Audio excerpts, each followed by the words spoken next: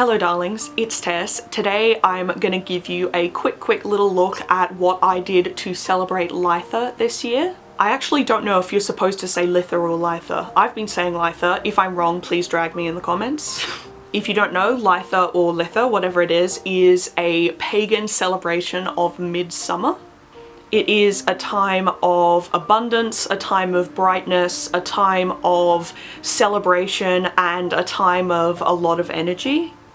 And I really think I needed some of that in my life, particularly much recently. I've been dealing with some physical and mental health issues. So the tiredness I got from that meant that I wasn't able to kind of go all spectacularly out on this Litha the way I kind of hoped to, but I still did have a very good time, and so I just captured some of the stuff that I did, even if it was less than I wanted, and I hope that you guys enjoy seeing it.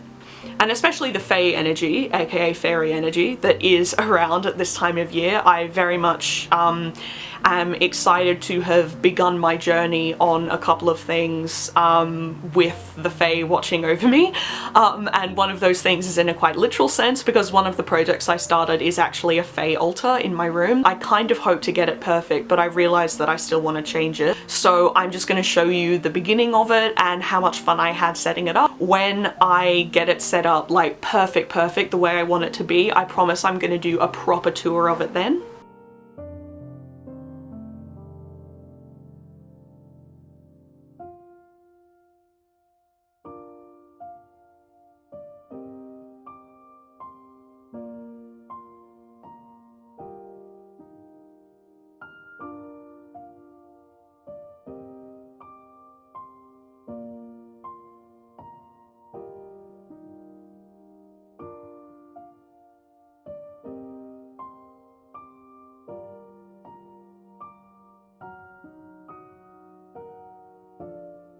I also decided to paint and sort of decorate and consecrate a notebook that I'm going to be using for a really important purpose.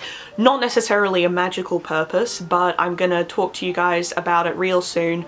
But because it is really important to me, I like the idea of kind of blessing it with my magic at Litha, so that's what I did.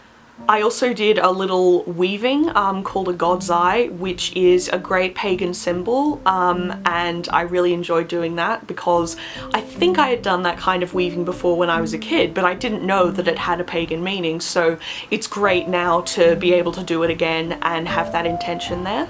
And I did create a tiny baby little sort of a mini Litha altar next to my fae altar, because I put in a lot of effort into the fae one, a lot of intention, even if it isn't perfect yet. So the altar that I have for Litha itself as an individual Sabbat is tiny compared to stuff that I've done in the past, but I still think it's quite pretty. And I'm going to round things out by giving you guys a look at my grimoire entry for this Sabbat.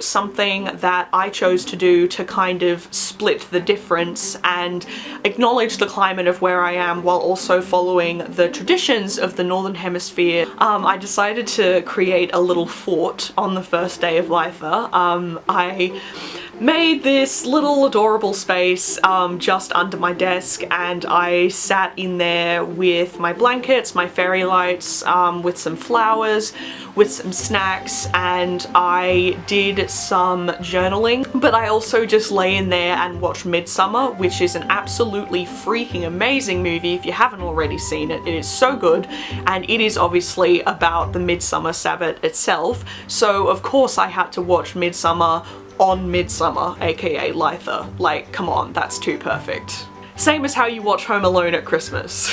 So here we go into my little fort.